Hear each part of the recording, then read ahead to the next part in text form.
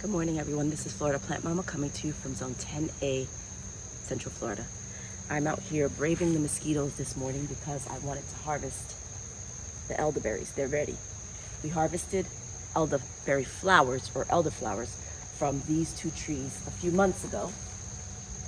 And I told you I'd come back and do video when it was time to harvest the berries. And it is time, folks. First elderberries harvested.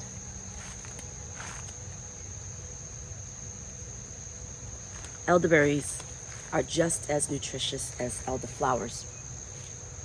They have pretty much the same medicinal properties, which include that they have anti-inflammatory properties, they have antioxidant properties. Most of you already know these are great for colds and flu because they help your immune system. But additionally, elderberries help with heart function.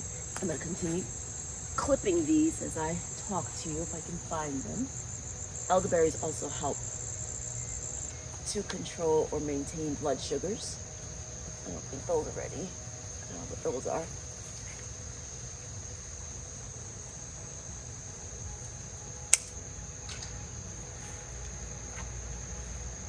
You can make elderberry tea, elderberry jelly, jams, tinctures.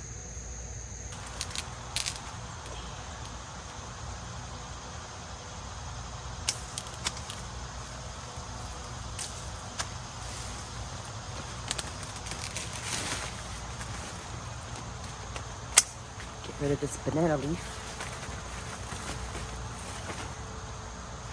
We got a few more back there. Now I could go get a ladder, but it's not happening this morning. Not ready yet. You can't eat them when they're green. They've got to be black. All right. A little bit of acrobatics here to get these.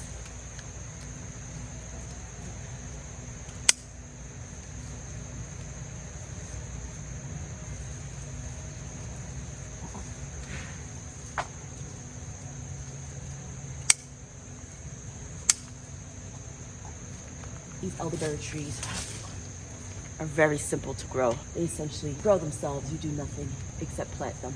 Within a year, this tree has gone from seedling to this tall tree.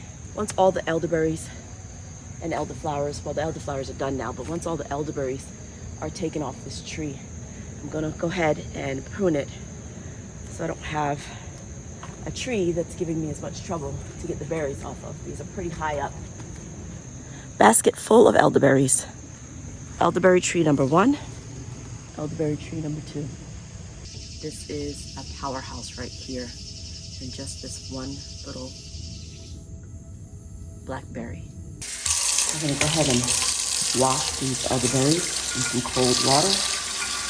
Make sure all the little buggies are out.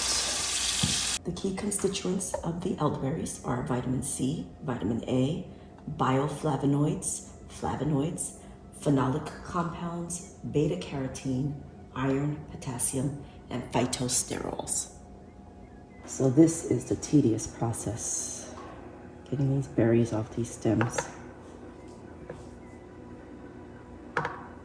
Just pull them right off, get them all in the bucket.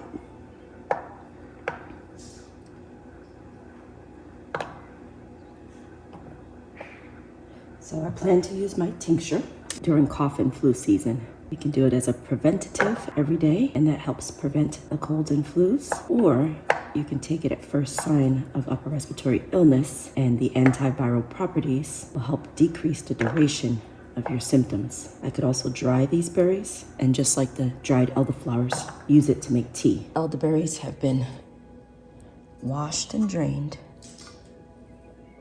You only need 2 ingredients to make this elderberry tincture. We're going to be using vodka and elderberries. I actually had to run out and get some more jars because I was out of jars. But now I'm back and ready to continue with this tincture preparation. These have been in the refrigerator for probably about an hour just because I had to run out and get the jars. I'm just going to pour the elderberries about halfway in this jar. I've got enough to make 2 jars, I believe. Let's see. I just want to recap that the therapeutic actions of elderberry include that the berries are a diaphoretic, which means they promote sweating in the body. They are a diuretic, which means they promote urination. They also act as the antiviral, which I'm sure you guys know from seeing elderberry on packages of cold medicine and such. Additionally, they work as a laxative. So these berries, again, have lots of benefits. Just gonna open that out a little bit. Okay, that's about half for each one. I'm gonna macerate them just so that we can get all of those good key constituents, which I'll list on the screen if I spoke a little too fast when I told you about the constituents. Now, for those of you who don't want to use alcohol in your tincture, you can definitely substitute the alcohol for apple cider vinegar or glycerin. I don't find apple cider vinegar particularly palatable. I don't enjoy it, so I avoid that in the tincture. If you're using this elderberry tincture for children, you might not want the alcohol. Or for those of you who are against drinking, you might want to use the glycerin or the apple cider vinegar. So now we add the vodka. And we just want to cover the top of those berries.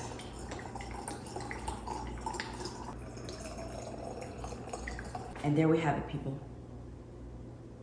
Elderberry tincture has been started. In 6 weeks, we can move these to apothecary bottles, make sure they're sealed properly, and we can start using them at first sign of illness or daily as a preventative.